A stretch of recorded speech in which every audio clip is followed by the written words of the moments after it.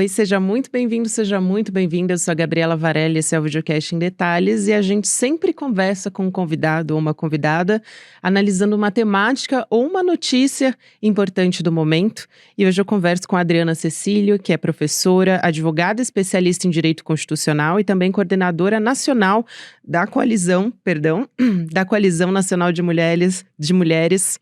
A gente vai falar sobre as escolhas do presidente Lula para o Supremo Tribunal Federal e também para a PGR e tudo que envolve essa questão. Adriana, muito obrigada por aceitar nosso convite. É um prazer ter você aqui comigo.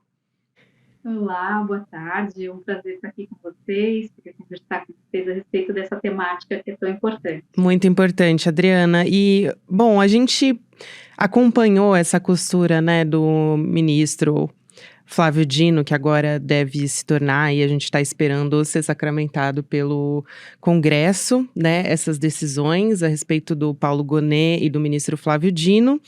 E também o que vem por aí no Ministério da Justiça e Segurança Pública, também alguns nomes cotados.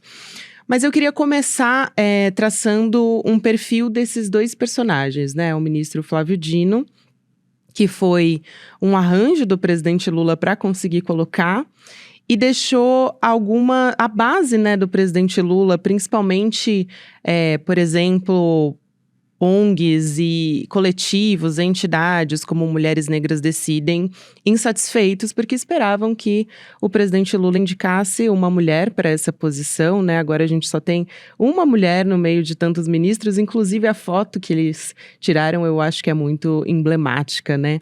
Para sacramentar esse gesto do presidente Lula. Então eu queria te ouvir falar, primeiro a respeito de Flávio Dino, né? E também sobre essa questão da diversidade, que é tão importante e que não foi contemplada, né, Adriana?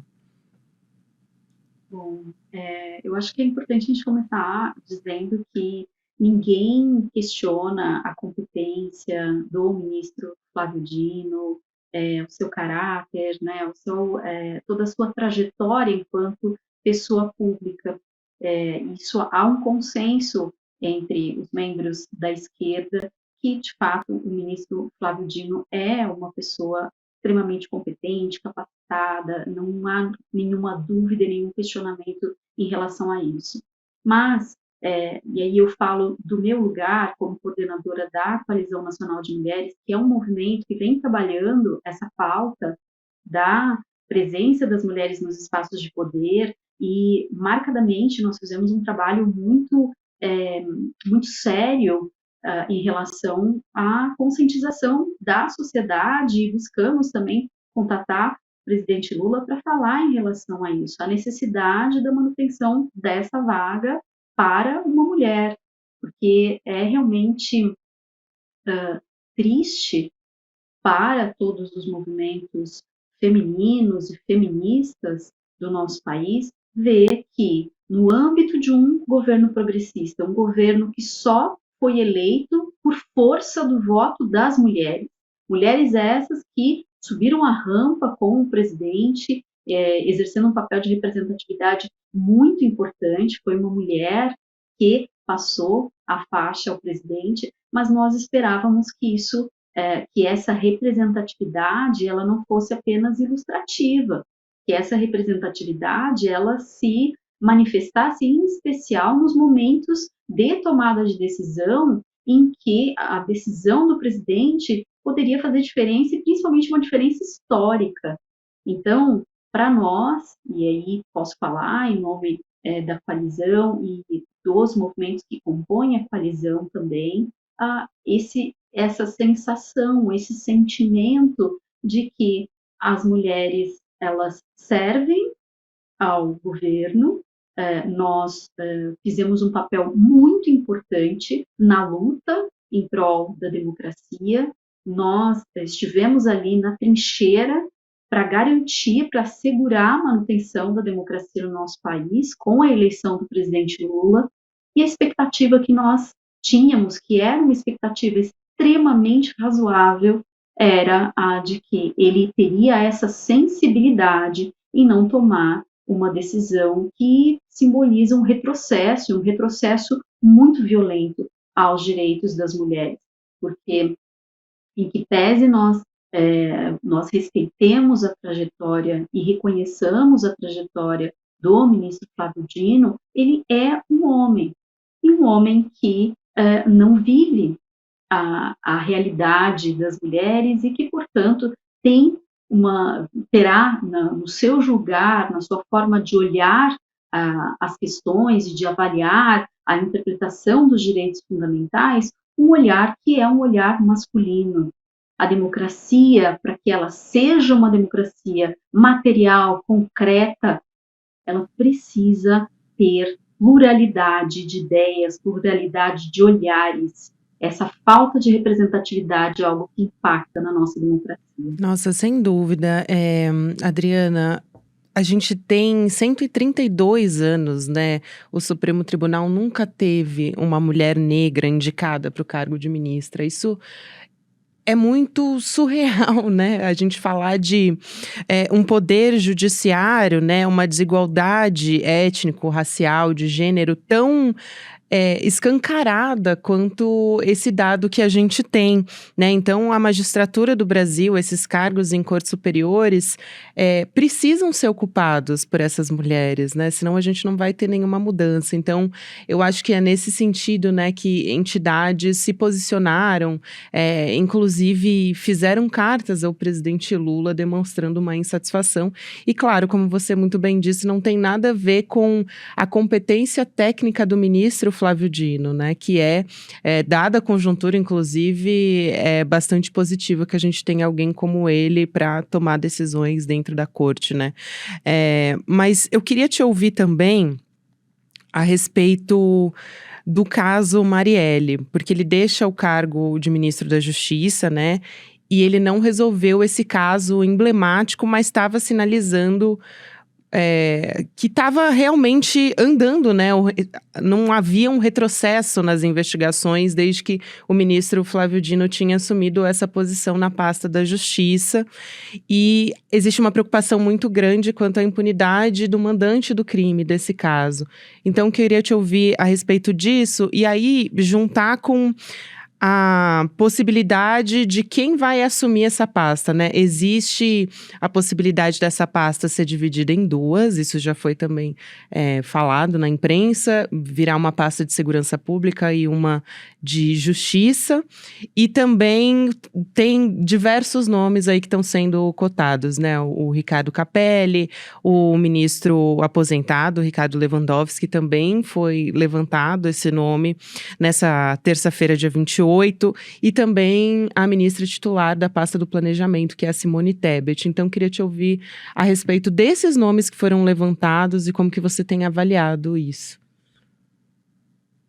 Bom, a nossa expectativa, enquanto movimentos de mulheres, é que o presidente, uma vez que tomou essa decisão de conceder esse espaço, que seria um espaço tão significativo e tão importante para as mulheres na Suprema Corte, que ele tenha uma sensibilidade de talvez pensar em nomes de mulheres para ocupar o Ministério da Justiça e, caso ele venha a ser desmembrado, nomes não faltam de mulheres competentes para estarem, ocuparem esses espaços. E aí, esses nomes que estão sendo cogitados, novamente, são nomes de pessoas que têm uma trajetória respeitável, sobremaneira. O ministro Ricardo Lewandowski, uma pessoa que goza do nosso respeito, da nossa admiração, mas, novamente, são homens brancos. E aí, o que a gente precisa, o que a gente pede, enquanto movimento, sempre, é que as pessoas reflitam em relação a isso. Quanto mais homens ocupando espaços de poder, esses homens tendem a indicar outros homens, e com isso nós mantemos esse status quo da ocupação majoritariamente masculina dos espaços de poder, ela se mantém. Nós precisamos quebrar esse rito de passagem que a gente percebe com muita clareza nos espaços de poder. Um homem sai e ele deixa esse espaço para outro homem. Então, o presidente Lula, uma vez que a gente pode dizer que em larga medida desapontou uma parte importante da base de apoio, que são as mulheres. Eu acho que ele poderia ter essa sensibilidade nesse momento e olhar com maior carinho para trazer mulheres para ocupar essa pasta, para ocupar esse espaço. Seria acenar de uma forma muito importante essa preocupação com a base, porque, repito, ele subiu a rampa não só ao lado de mulheres, mas por causa das mulheres. Foi o voto feminino que decidiu essas eleições. E ele abandonar essa parcela tão expressiva da base em um momento em que o nosso país ainda se encontra partido ao meio, ainda se encontra rachado, o bolsonarismo ainda persiste de forma muito séria no nosso país, é uma questão bastante arriscada. Então, eu espero que as pessoas que tenham a possibilidade, que tenham acesso ao presidente, que o aconselhem a pensar esses espaços que foram deixados por homens, já que ele substituiu uma mulher por um homem, então que ele faça o contrário nos outros espaços de poder. É muito importante isso que você diz sobre essa questão do voto, doutora. O ministro Flávio Dino, né, ele deve, inclusive, enfrentar ações aí futuramente contra o ex-presidente Jair Bolsonaro. E aí eu queria trazer um pouco do perfil do Paulo Gonet, que foi indicado à Procuradoria-Geral da República, né? Que deve também enfrentar, pegar decisões pela frente, como a CPI dos atos golpistas do 8 de janeiro, como a CPI da Covid e também o sistema de espionagem da ABIN, que é uma notícia recente de 2023. Mas vamos lá, né? Interessante que o Gonet, apesar de ele ter assinado embaixo ali para tornar o ex-presidente Bolsonaro inelegível 2 vezes, ele era um perfil, à época que Bolsonaro indicou o seu PGR, né? Ele era bastante aprovado pela base bolsonarista dele. Então, por exemplo, tinham parlamentares, a Bia Kicis disse que ele era um conservador raiz. Foi esse o termo que ela usou para descrever o Paulo Gonet. Então, me parece que ele tem um perfil punitivista, né? Porque ao mesmo tempo que ele é o conservador raiz, cristão, que é aprovado pelos bolsonaristas, ele tomou essas decisões a respeito do ex-presidente Bolsonaro. Qual que é o risco, a senhora acha, doutora, do presidente Lula escolher alguém com o perfil de Paulo Gonet para estar nessa posição, porque inclusive ele como presidente, né, no entorno dele, a gente tem, por exemplo, Gilmar Mendes, ele é ex-sócio do ministro Gilmar Mendes, né? Ele vendeu a parte dele ao filho do ministro por 12 milhões de reais. Então, eu acho que isso é bastante importante da gente trazer aqui. Sem dúvida. Eu só quero retomar um comentário que você fez anteriormente, que eu acabei não falando a respeito sobre a questão do processo Marielle.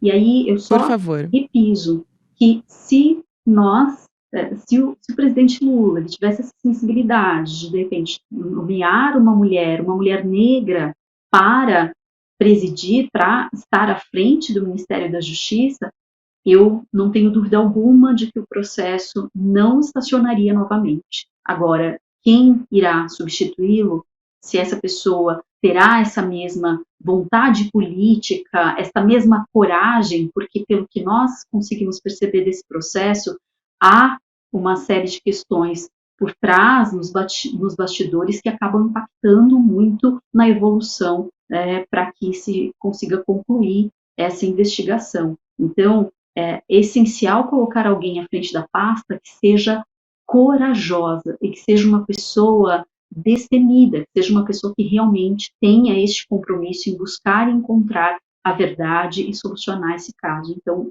eu repito, uma mulher em especial, pensar talvez em uma mulher negra, isso seria extremamente simbólico.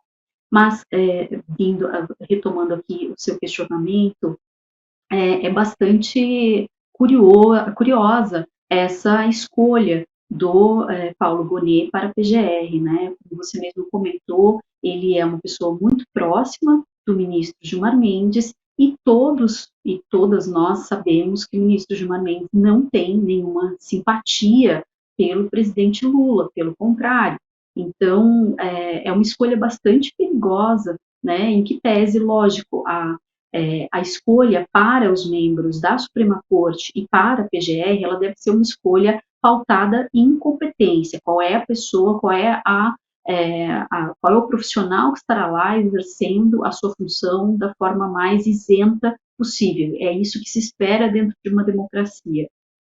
O Paulo Gonet é uma pessoa respeitada academicamente, é uma pessoa que profissionalmente tem uma respeitabilidade, mas, de fato, ele tem um perfil que é um perfil que talvez possa reverberar aí em alguns momentos, em algumas situações, colocando o próprio presidente Lula em risco. Então, o porquê dessa escolha é uma incógnita para todos nós. Não sabemos se foi alguma espécie de acordo interno com esses ministros que têm uma certa animosidade, né, entre eles e o presidente. Não se sabe muito bem como foram costurados esses acordos. Nós sabíamos que o doutor Antônio Bigonha era uma pessoa, era o segundo nome, era um nome mais progressista, mais próximo ao campo da esquerda, e aí não sabemos muito bem por que a escolha se deu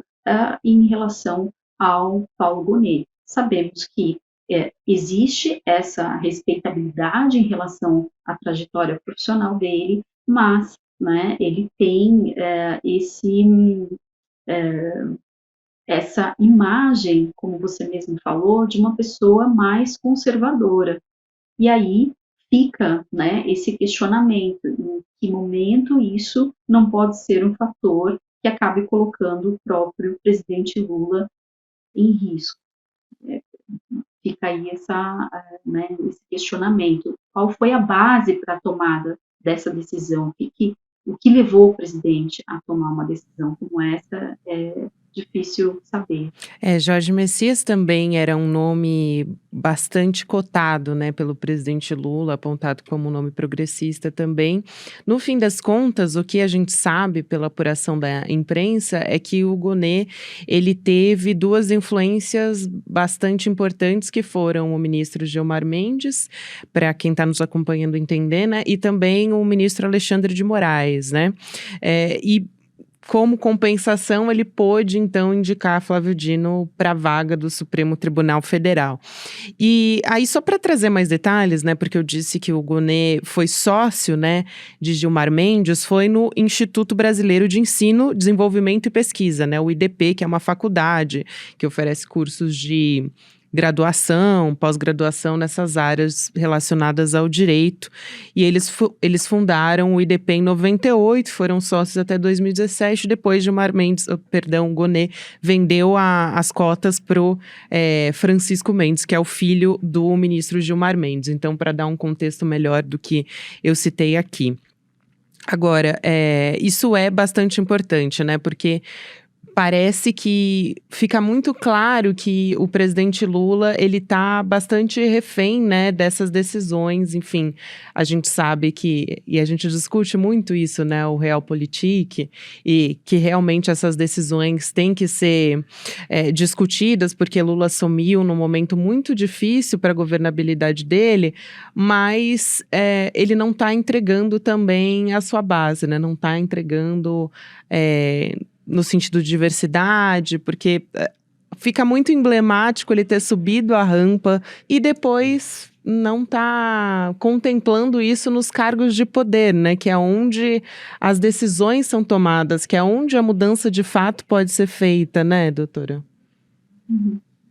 E para nós, assim, nós conversamos bastante ontem ao longo do dia, né, dentro do grupo da coalizão, e o sentimento que fica a todas nós ele está num momento delicado, ele ainda, o nosso país ainda está num momento muito frágil, porque o bolsonarismo persiste, nós esbarramos com apoiadores do ex-presidente em todos os espaços, nem de longe o movimento de fato enfraqueceu ao ponto da gente poder pensar, não, agora estamos bem, a nossa democracia está segura, está a salvo. Isto não é uma realidade. E o que é curioso, curioso num sentido da palavra de realmente nos deixar intrigadas, é, não havia uma pressão por parte de nenhum membro do Centrão ou de qualquer outra área do governo que o obrigasse a nomear, por exemplo, o ministro Cristiano Zanin. Ele nomeou o ministro Cristiano Zanin porque quis, porque era seu amigo pessoal. Exato. Ele estava, né, há bastante tempo e até, curiosamente, chegou a sair uma notícia, foi publicado na CNN que ele teria nomeado o Jorge Messias, que era uma outra opção para a cadeira do Supremo Tribunal Federal, uma pessoa que ele tinha ali uma amizade, um histórico de amizade também e de confiança de longa data. Mas depois essa notícia foi desmentida no mesmo dia, disseram que era. Mas a gente ficou naquela, será que é um teste para ver como vai ser a aceitabilidade desse nome, o que as pessoas vão dizer e tal?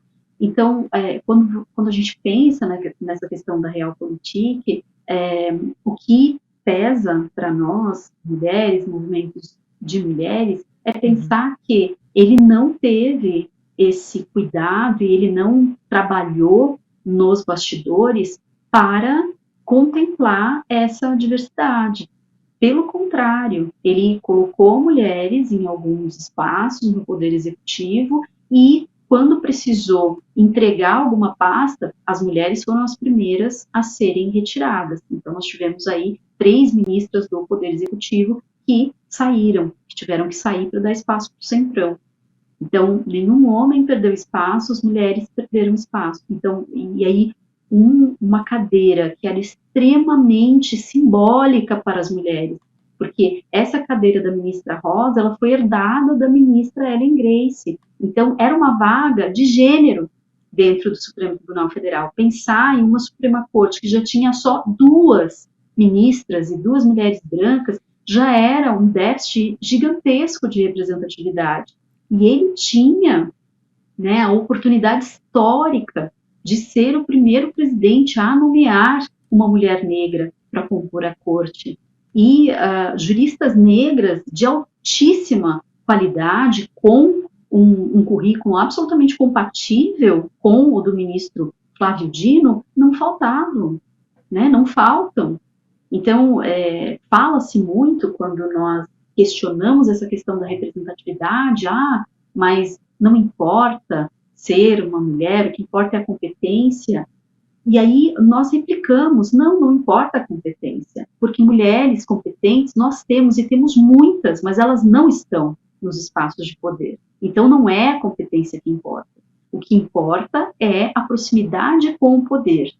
Então, quanto mais homens nós temos no poder, mais esses homens indicam outros homens para ocupar esses espaços de poder.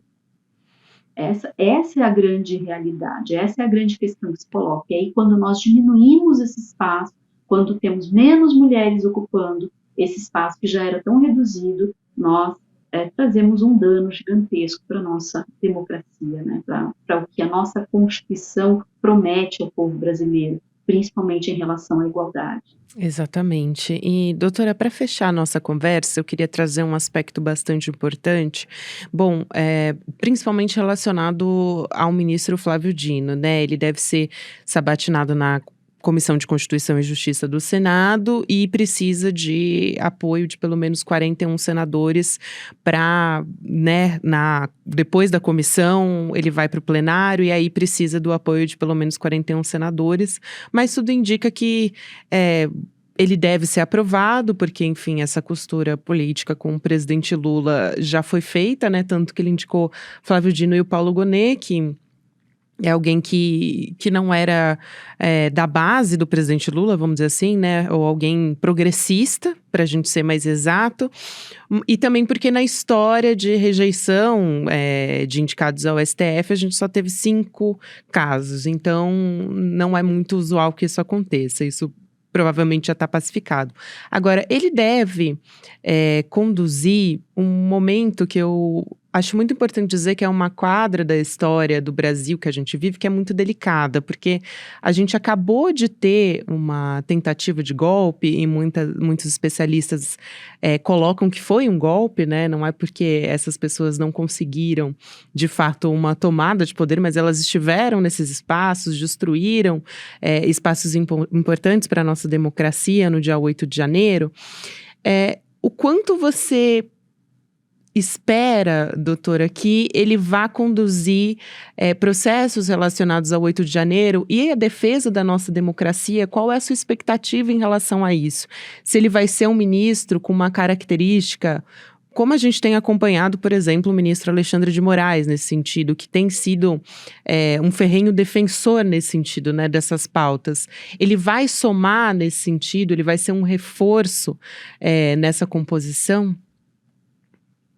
Eu não tenho dúvida em relação a isso. Eu acho que todos nós podemos ficar bastante confortáveis, né? O ministro Flávio Dino é uma pessoa muito comprometida com a democracia. Eu acho que todo o trabalho que ele fez à frente do Ministério da Justiça demonstrou isso com muita clareza. Ele é uma pessoa comprometida com a manutenção do Estado democrático de direito. Então, em relação a isso, eu acho que nós podemos nos tranquilizar. Eu, particularmente, espero que ele tenha uma postura que seja condizente com o texto constitucional, que ele não haja de maneira ativista, que ele não ultrapasse os limites estabelecidos constitucionalmente, que ele julgue, que ele interprete e que ele coloque em prática o espírito, aquilo que está disposto no texto constitucional dentro dos limites que a Constituição assim permite. Então, temos aí uma expectativa muito positiva em relação à atuação do ministro, e aí com todas essas ressalvas em relação à representatividade, mas o que nos conforta, em alguma medida, é realmente ter essa referência da seriedade do ministro e que a sua trajetória o qualifica dessa forma. Pois é, veja que ponto chegamos, né? A gente vê como algo positivo, algo que deveria ser o básico, né? Que é a defesa da democracia, mas a gente vive um momento tão delicado da nossa história que isso se transformou em algo tão importante, né? A gente continuar fazendo essa defesa, porque ficou provado que é algo que pode, a qualquer momento, né? Ser ameaçado. Então, quero te agradecer muito, Adriana Cecílio, que é professora, advogada especialista em direito constitucional, coordenadora nacional da Coalizão Nacional de Mulheres. Foi um prazer te conhecer, doutora, te ouvir. Fica o convite para você voltar, você será muito bem-vinda. Obrigada. Muito obrigada, uma alegria ter estado com vocês. Obrigada, prazer te conhecer, Gabriela. Até uma próxima, doutora. Até mais. Até, obrigada.